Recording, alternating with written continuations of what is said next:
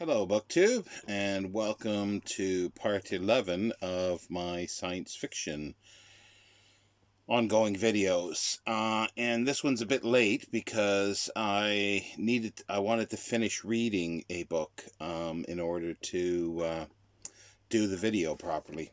This week I'm going to talk about science fiction magazines. Oh, specifically, a set of books written by Mike Ashley, and it's the story of the science fiction pulp magazines from the beginning, or from science fiction magazines. The first volume is from beginnings to 1950. Get that up here. It's called Time Machines. That was published by Liverpool University Press in 2000. Second volume is Transformations. It's from 1950 to 1970. That's the one I finished today. And also published by University of Liverpool Press. It's part of their Liverpool Science Fiction Texts and Studies series, which is, there's a lot of great titles in that. And this is 2005. And then Gateways to Forever, Part 3. It's from 1970 to 1980. It's the largest volume. It's over 500 pages with the index. And then Science Fiction Rebels, 1981 to 1990. Oh, sorry. Gateways to Forever was published University of Liverpool Press again in 2007.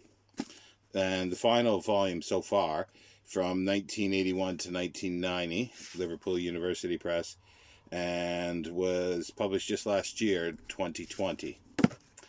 So I have read the first two volumes, and I will just sort of go briefly through them. Yeah, this is a bit annoying. They're all have this nice, where it says Liverpool at the top, but the first volume doesn't. They changed their style somewhere after, I guess, this was published. Okay, so this is the shortest one, but it's beginnings to 1950. And Mike Ashley, he goes right back. He gives a sort of a background, very general background of magazines and journals. And he goes back to the middle of the 17th century to about 1665 with a French journal that was started to publish papers, scientific papers, and so forth. And that continued on through, and then in the 1700s, early 1700s, there were a couple magazines, Gentleman's Magazine in England, and that's where it popularly began to be called a magazine.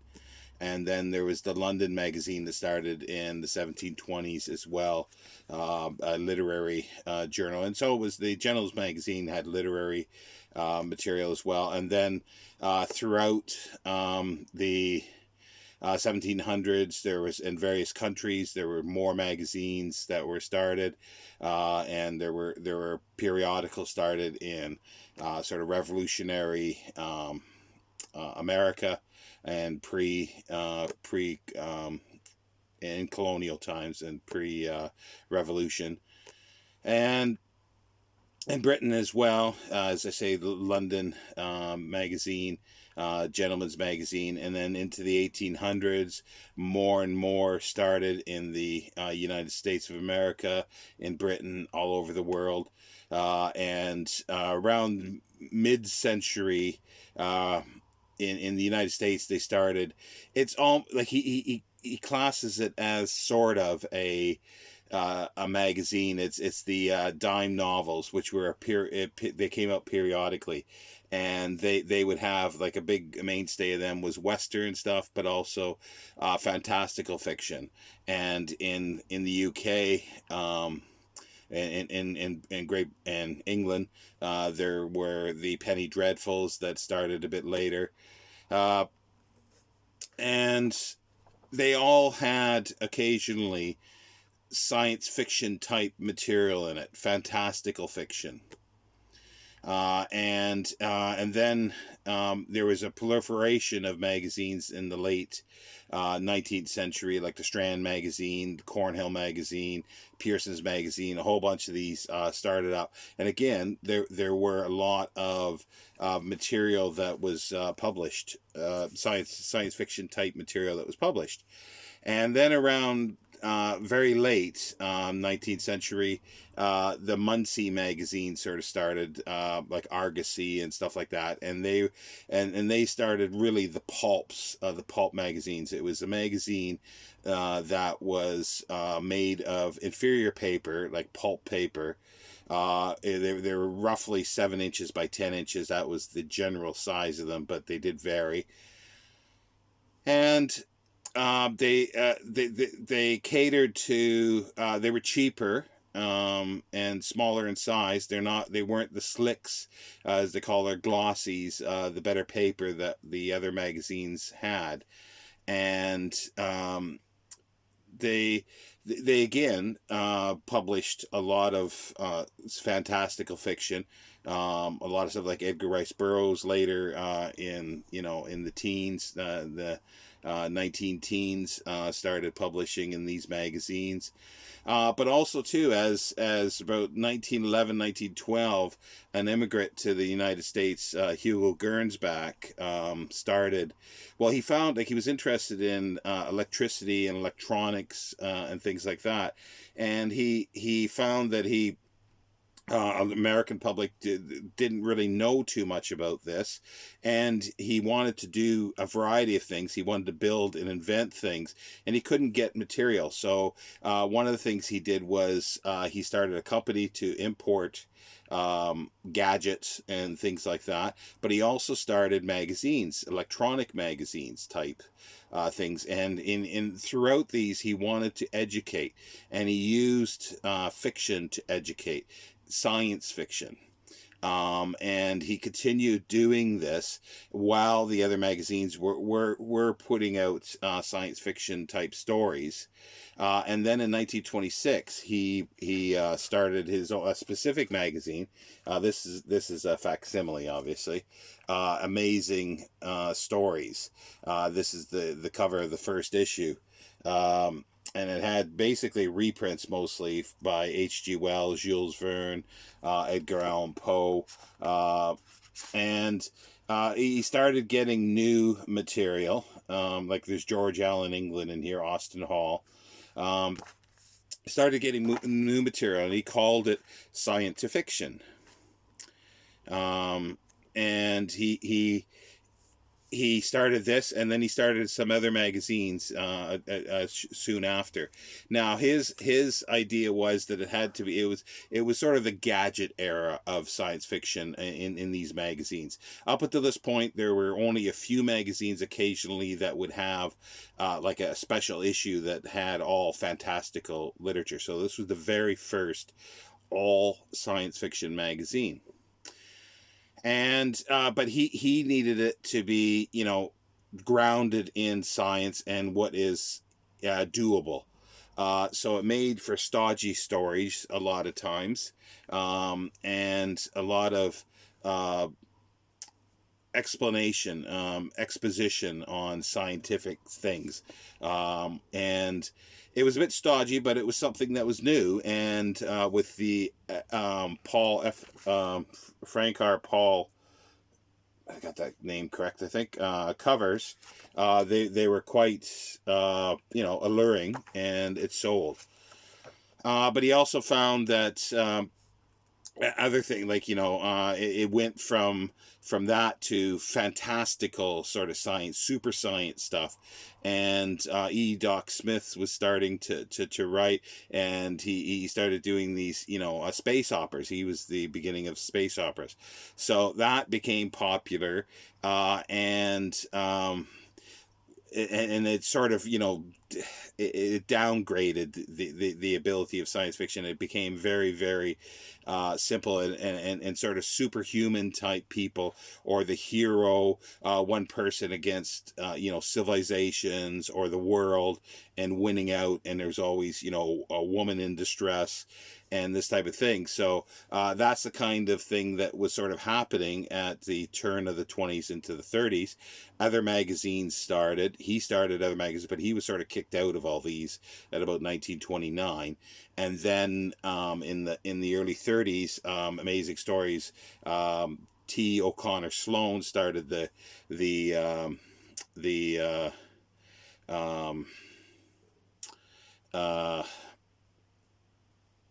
editorship of it, and it just went downhill from there. But also Clayton Publications started Astounding Stories under Harry Bates. It went through another, I think Tremaine was another editor, and then but during the 30s, there was a lot of magazines that started or wanted to start, and were almost dead in the water before they started, and few that did a few issues. Here's one from that Clifford Simak. He started writing in one of the the Legacy of Gernsback books, Thrilling Wonder Stories. His first story in 1931 or 32, I can't remember now, was The World of the Red Sun.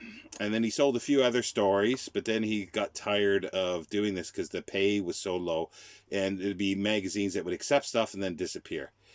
He did write in 1930, was it 35? Sorry, memory is failing here. A semi-professional magazine started called Marvel Tales, and he gave a story called The Creator, and it had a very, very low print run, and very, very, it didn't go very far. And so we got in here an H.P. Lovecraft, P. Schiller Miller, John Benyon Harris, who becomes John Wyndham eventually. John Benyon first, and then John Wyndham, and a various other. He had this, 10 name basically, so he could choose. And Amelia Reynolds Long, but The Creator by Clifford Simak was a bit of a sensation. It was a bit taboo in a sense. It's sort of a god, meeting God and defeating God, and even though it wasn't sort of widely distributed, it was well known in the fandom fields that started up in fandom in the late 20s and 30s. And then it sort of, things were just going downhill, and at the same time, other thing, because of the hero type, there were hero magazines that were starting up. There were like comic books as well, like the superhero, but stuff like Doc Savage was starting shortly after, or The Shadow, and things like that. And he goes through all this. Mike Ashley goes through all this. He gives some detail, and he goes through a lot of the magazines, and he talks about the stories. He gives details of the stories, the editors, the problems they had, and because of the Depression and other things like that, there were issues, and then a big change came in 1937 at the end of the year. John W. Campbell took over editorship of Astounding. He was writing stories up until that point, and he became editor, and he had a vision for science fiction, and he went with it. And Mike Ashley calls the golden age from like 1938 to 1942. It's a lot of people like Isaac Asimov calls he calls it the golden age of magazines. So I will forgive him for that, because he doesn't say it's the golden age of science fiction, period. I don't think that's what he meant, or at least as I'm not taking that's what he meant. So he goes through, and and then other people that took over the like Amazing Stories, Raymond Potter, who got up. They started putting like fake science stuff out, or there was a guy, Shaver. It was called the Shaver Mystery, very, very popular, but it was like there was an ancient race of beings on the earth that have left. They had to live underground for a while, and there's these underground cities that are empty mostly, but there's a few caretakers left. And he just sort of went with this, and people got tired of it, and it just sort of put science fiction down, and then comics were starting, and comics did a lot more taboo type stuff, or considered taboo, or push the envelope, and later got in trouble for it because there was the comic code. But yeah, so, and then as we go into the 40s, the it's like Astounding was the magazine to contend with. And there were a lot of magazines that started, but then the Second World War started, and there was paper shortage, so not too many survived that. But and then it was sort of showing the end of pulps. Here's a perfect example of a pulp, which happens to be Simak again. I don't know how that happens, but this is from 1939, and this is a typical size pulp. It's almost seven inches this way and 10 inches this way, and it's rough cut pages all the way around. It's on not great paper, so it is quite fragile. This is from April 1939, and it's got some sort of some great stories in it. But yeah, that's the typical.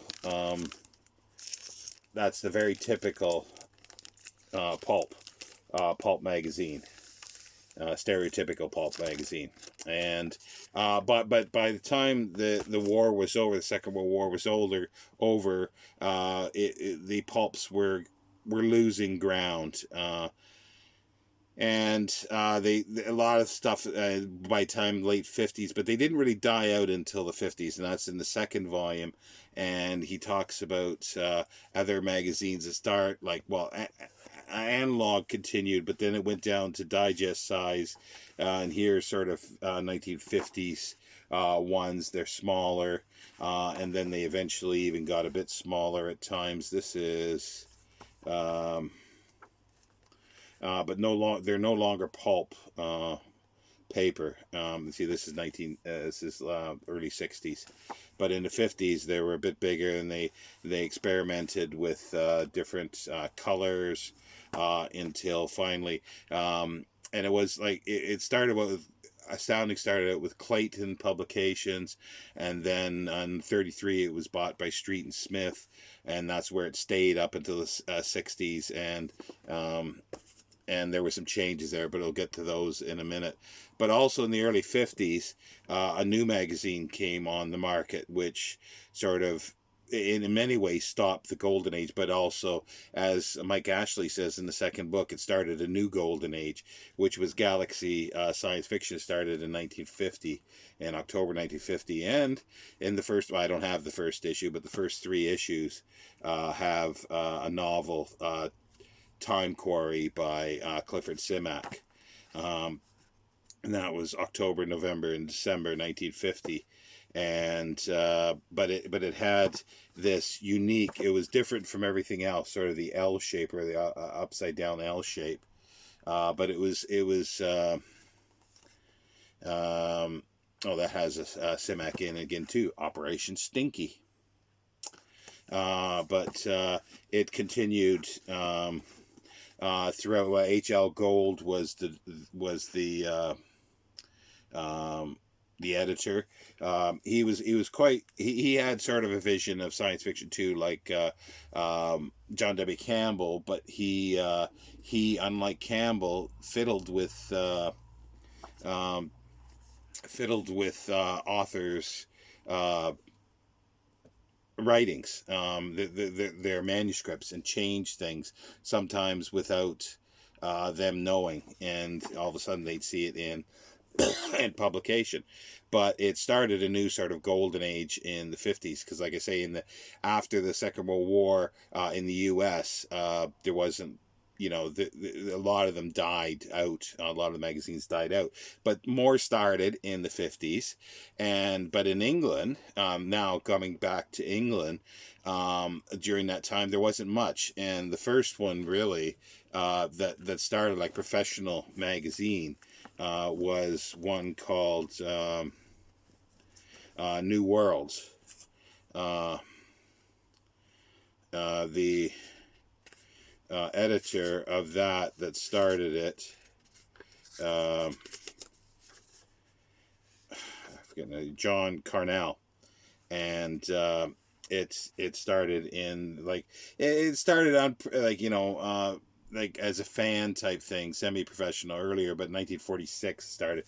These are from the 50s and into the early 60s. They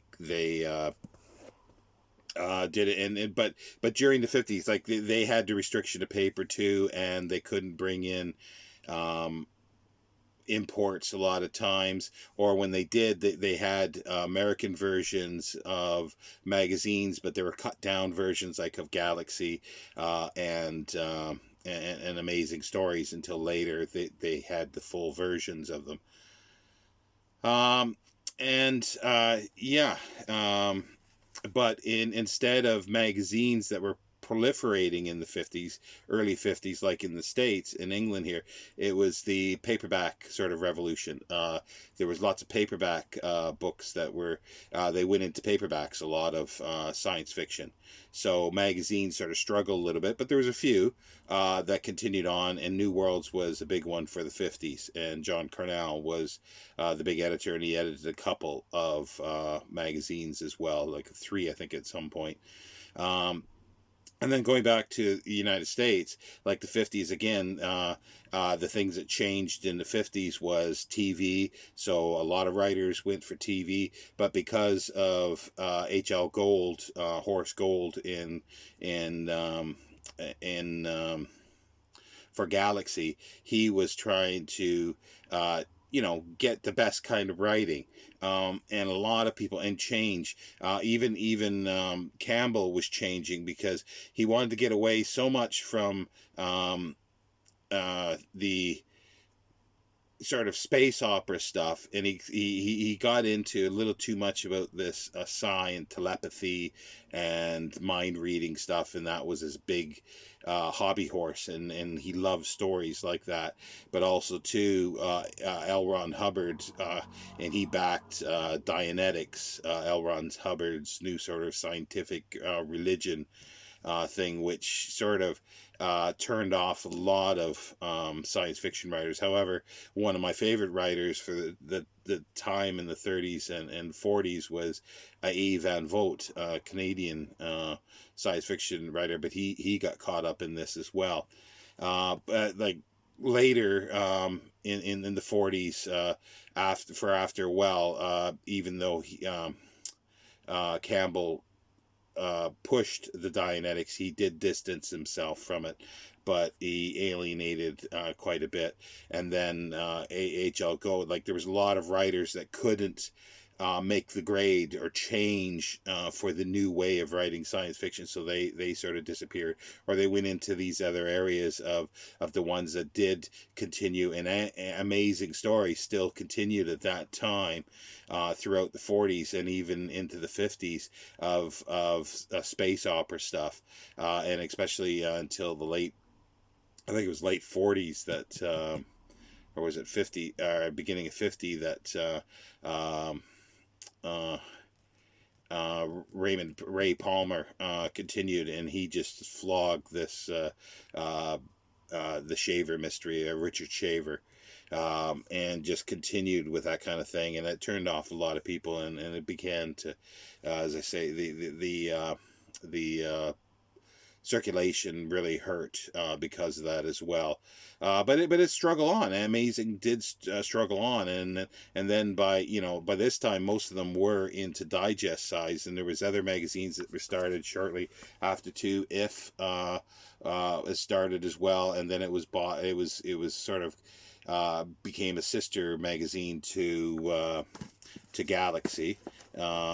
As I was showing here, Galaxy. But H.L. Gold continued to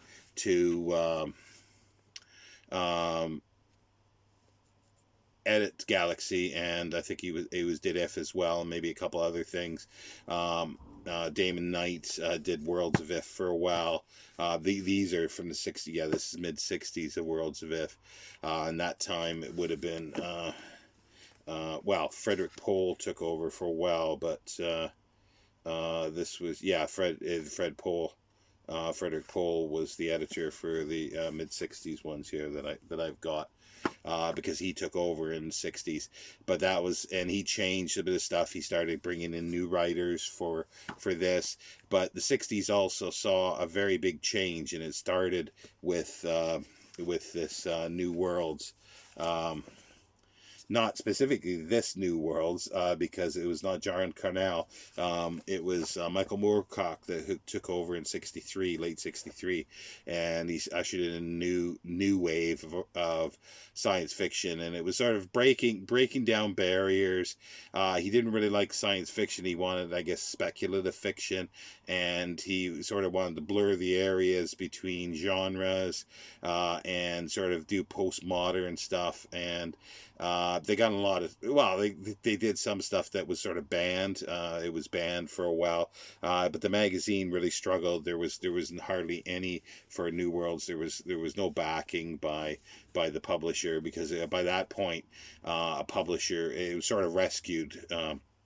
By the time Michael Moorcock took it over, and it was done by a publisher who did mostly girly magazines, and they thought that that would give them enough money to do the girly magazines, the little titillation magazines at the time, but it failed sort of by 1970. It had failed. Then it went on to something else, but that's in the later volumes, but which I haven't read yet. But yeah, no, it's like Mike Ashley goes through all this, and he's got a bit of bibliography in there. A lot of the material I have read, there's more detailed stuff. He says in the introduction of the first volume, the Time Machines, that this is sort of the last word of science fiction magazines. Well, yeah, you could almost believe that, because it is very detailed, and the only thing is, like, there is a in the journal Foundation, when the first volume came out, there was a review of Transformation. This is one of the few copies of Foundation that I have. This is number 85 from must be 2000. And the review was done by Farah Mendelssohn, and she had some criticisms about it, because Mike Ashley, prior to this, in 74, 75, 76, and 78, put out a 4-volume sort of history. It was called, so the subtitle was History of Science Fiction Magazines, and it went up to 1965, I think. And it was more an anthology with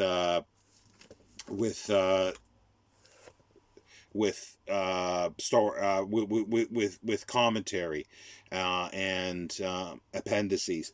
But the anthologies were stories that he was talking about, or representative stories for the time. And then he redid this in the new versions, and he took out all the stories and it's all text. And it's worldwide. He's got a little bit an epilogue sort of, or sort of non-English language ones in each volume. In the first one, there's very few. It was just reprinting of American or British stuff, and mostly with the second one as well up until 1970. But then, Spain, Italy, and a few other countries started doing some original science fiction magazines, and other science fiction from Russia and Poland was coming out. But she says, like, she criticizes the fact that it's Mike Ashley who he is talking about how well, this is a good story or this isn't, but you're taking his word for it, obviously, because you don't have the story to read.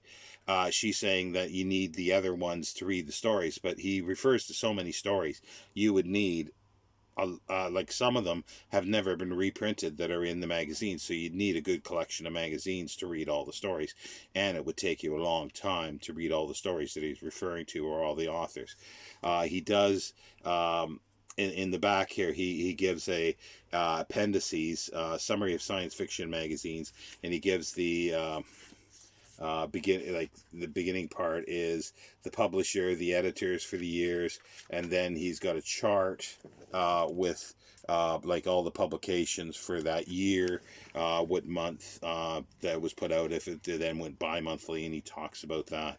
And it's all the magazines, and then he's got a listing, an alphabetical listing of editors and publishers, and then a magazine, a directory of cover artists, and which issues they did the covers, and it's alphabetical. He does that for every single volume, which is amazing.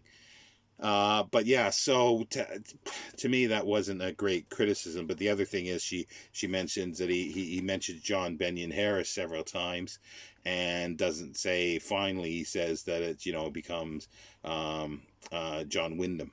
But he was writing under his real name, John Benyon Harris. That's the name that he was using. And then later, he did John Benyon for a while, and he did a few other ones, and he even wrote with himself at times.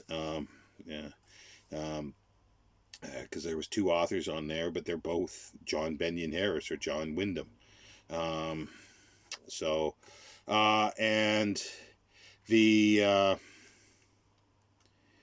yeah, it's like, I think it's a great series. If you're interested in magazines, like, it does help if you know the lay of the land. And you know some of the stories.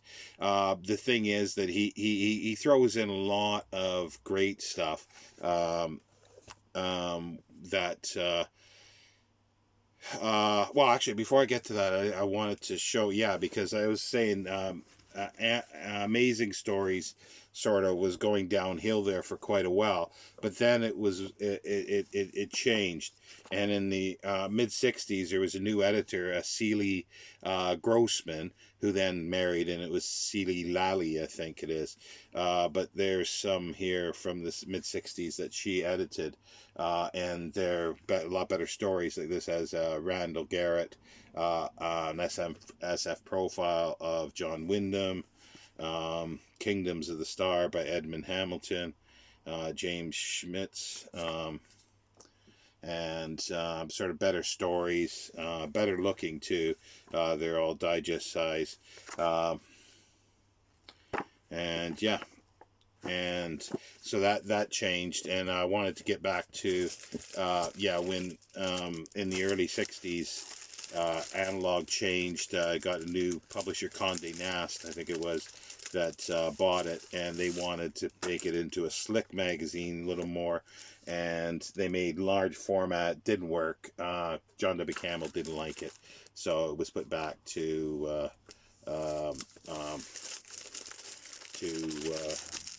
digest size. But there's some other, and with it was a name change as well. That he wanted that for quite a while, and it was changed in the early 60s from Astounding to Analog. He wanted that. It took a long time, but he wanted that changed. But anyway, so yeah, it's great, but I think you really need to have a grounding in some of the stories. It would help, I think, to understand what he's talking about, and some of the authors, and there's some great sort of anecdotes in it, and things that are only you can't get from books, and he also refers to editorials or other articles that are in magazines that have never been reprinted before. So if you don't have those magazines, you're kind of screwed in a sense, because you're not going to get that information. But also too, he's had over 40 years of talking to people in the field, editors, publishers, writers, and he's got personal information, personal letters, emails that he refers to. But he refers to like a few interesting little things. It's like Josephine Grossman tells Robert Silverberg at some point, you shouldn't use, your real name because you're Jewish, and may hurt your career. And it's like Josephine Grossman was Judith Merrill, or it turns into she used Judith Merrill, she was a big science fiction writer, and she she didn't agree with the United States war, with Vietnam War. She moved to Canada, and then she is deceased now, but she donated her library, her science fiction library, and there is the Judith Merrill Science Fiction Library in Toronto. It's owned by the city of Toronto now. But she also did pioneering stuff in anthologies in the 50s, and they're fabulous anthologies. He taught Mike Ashley talks about them a little bit, but it's like she pulls stuff not just from the science fiction magazines, but either from Slicks or other places. So you get a really good broad section, an overview of science fiction for that year, and she did it for many years. The only thing, the thing that the reviewer didn't pick up on a lot of times was he does use, he uses historical events, and he talks about how they affected the magazines and other things that were going on with science, the space race, the atomic bomb, all that kind of stuff he does. But she does rightly say that he mentions really only about the loss of paper, or the paper shortage during the Second World War, not the loss of lives of editors and writers that would have been a consequence of the war, First World War and Second World War. But also too, he rarely talks about, he does talk about TV, about how TV revolutionized things a little bit in the 50s, with some of the TV shows like Twilight Zone, Outer Limits, and then he goes into the 60s with some British TV shows, and how that changed, and very brief, but only mention of X-1, I think, on the radio during the 50s, which was a real science fiction show. He talks about in the 60s, other TV shows like Star Trek and that. But yeah, he does not talk about the he doesn't talk about radio, science fiction on the radio, hardly at all, nor in the 30s, because there's no mention of the War of the Worlds with Orson Welles, which I think that should have been mentioned, because that obviously did have an impact on things. He doesn't mention movies during the 20s, the 30 science fiction films. He does mention the bug-eyed monster films, and the Cold War type science fiction of the 50s, and he names only a few that are good, and I agree that they are the best ones of the lot. But he doesn't mention any of the science fiction stuff like Metropolis, The Woman in the Moon, and other science fiction type silent films, or even the 30s. He doesn't mention any of that stuff, or he doesn't go into it at all. But otherwise, I don't know if he does in the later films. Well, he's not gonna. Well, he can do. I mean, in the later books, the last two, which I haven't read, I probably won't read those for a while, because my interest sort of stops in 1970, but or even a little before that. But I still have interest to find out, like Ben Bova takes over the analog after John W. Campbell dies, and then we got I even forgot I don't have any issues of the magazine of fantasy and science fiction like that started with. Oh, I forget the authors' names now. There was two authors that started, and then it went to Mills, and then Avram Davis, and like other ones, and Asimov, Isaac Asimov started writing, his science fiction or science article in the magazine of fantasy and science fiction up until the day he died. So that was like, these are important magazines. So Analog, magazine of science fiction and fantasy, World's If, Galaxy, and then he's going to talk about later ones that came. So it is a fabulous. I'm sorry, I keep going on, but there's so much material to cover here. So I hope there was some interest in this, of me rambling on with this and trying to rush through it as much as possible and missing so much stuff and hitting only a few points for this. So I see it's 45 minutes, so I will end it there, or very close to 45 minutes. I'm not sure what I'm going to be doing next week, but I'm sure I'll have something.